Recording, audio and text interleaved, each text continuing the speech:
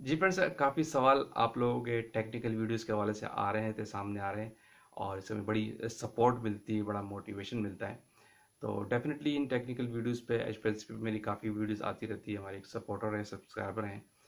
उन्होंने एक सवाल बड़ा इंपॉर्टेंट किया था कि एडिशनल स्टैंडर्ड मेथड क्या होता है और इंटरनल स्टैंडर्ड हम क्यों यूज़ करते हैं अपनी एचपीएलसी एनालिसिस में या क्रोमेटोग्राफी टेक्निक्स में।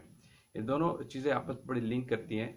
तो बेसिकली जो इंटरनल स्टैंडर्ड आप अपनी एनालिसिस में यूज़ करते हैं, ये ज़्यादातर आप यूज़ कर रहे होते हैं एचपीएलसी एनालिसिस में या जीसी एनालिसिस में भी आप करते हैं, गैस क्रोमेटोग्राफी में भी। बेसिकली जो आपकी जो जिस एनालिसिस में या जिस कंपाउंड के रिस्पॉन्स बहुत कम होते हैं। कुछ कंपाउंड्स ऐसे होते हैं उनका एनालिसिस में रिस्पॉन्स, सिग्नल रिस्पॉन्स जो होता है ना, बहुत कम होता है। और उनमें जो प्रेडिक्टेबल वॉल्यूम एरर होता है वो वेरी लो होता है। आपकी इन एक्यूरेसी की तरफ जाने के चांसेस ज़्यादा होते हैं। तो इन केसेस में ज़्यादातर आप इंटरनल स्टैंडर्ड यूज़ करते हैं अपनी एनालिसिस के दौरान, to gain the accuracy of the your analysis. यानी आप अपनी एनालिसिस को एक्यूरेट वे में, एक्यूरेसी वाले जोन में लाने के लिए इंटरनल स्टैंडर्ड को ज़्यादातर यूज़ करते हैं। जब आपके सिग्नल रेशो, प्रेडिक्टेबल जो एरर वॉल्यूम जो आपका कम हो, तो उस केस में आप इंटरनल स्टैंडर्ड यूज़ करते हैं। बेसिकली इसमें होता क्या है कि जब एक नॉन कंसनट्रेशन होती है अमाउंट की इंटरनल स्टैंडर्ड की, जो आप सैंपल के अंदर डालते हैं और जो मैन्युफैक्चरिंग एरिया से डल रहा होता है। और सेकंड, आप यही फिर इंटरनल स्टैंडर्ड आप अपने स्टैंडर्ड प्रिपरेशन में भी डालते हैं, जो एचपीएलसी पे आप क्वालिटी कंट्रोल में एनालिसिस प्रिपरेशन कर रहे होते हैं। और इनके फिर आप दरमियान रेशो निकालते हैं।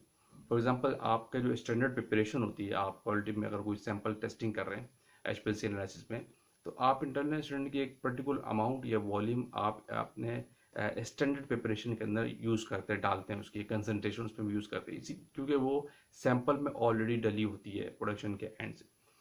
फिर आप इन दोनों के दरमियान रेशो निकाल रहे होते हैं। होता क्या है, एचपीएलसी कैलकुलेशन पे मैं किसी दिन वीडियो लंबी बना दूंगा कि एचपीएलसी एनालिसिस में होता है कि आप एरिया निकाल रहे होते हैं, स्टैंडर्ड का भी सैंपल का भी। उनके दरमियान फिर सैंपल का एरिया ऊपर रखते हैं, आप नीचे स्टैंडर्ड का रखते हैं, और सैंपल वेड, स्टैंडर्ड वेड यूज़ करके आप कैलकुलेशन कर रहे हैं। लेकिन यहाँ पे इंटरनल स्टैंडर्ड जब आप यूज़ करते हैं तो फिर आप इनके रेशो निकालते हैं दोनों का।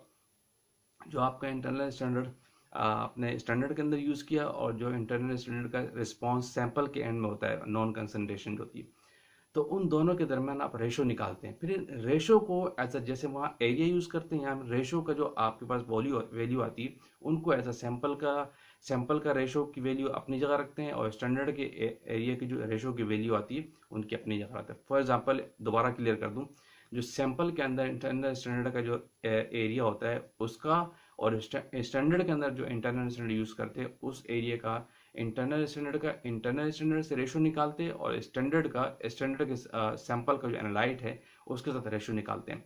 फिर इन रेशो को जो है ना आप अपनी कैलकुलेशन में यूज़ कर रहे होते हैं। ये बेसिकली पर्पज होता है इंटरनल स्टैंडर्ड का यूज़ करने का, कि क्यों हम यूज़ करते हैं और किस तरह इसको यूज़ करते हैं। ये कैलकुलेशन के लिए इस्तेमाल करते हैं। इसमें आप रेशो यूज़ करते हैं, याद रखिए। ये फार्माकोपिल में डिफाइन है ये मेथड, कि अगर फार्माकोपिल में कुछ ऐसे कंपाउंड है, विटामिन ई की बात कर लूँ, तो उसके वाले से जो फार्माकोपिल उसका मेथड है वो जीसी के ऊपर है, गैस क्रोमेटोग्राफी के ऊपर है।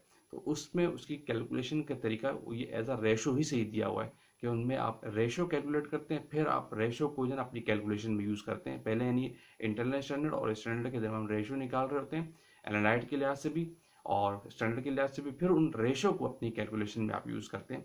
ये फार्माकोपिल में वहाँ गिवन है, दिया गया है उसको, जीसी की, स्पेशली अगर मैं जीसी की बात करूँ। सेम क्राइटेरिया एचपीएलसी में भी है। तो क्लियर, मेन पर्पस क्या है इंटरनल स्टैंडर्ड यूज़ करने का, वो यही था। और इसको हम किस तरह यूज़ करते हैं, रेशो की बेस पे।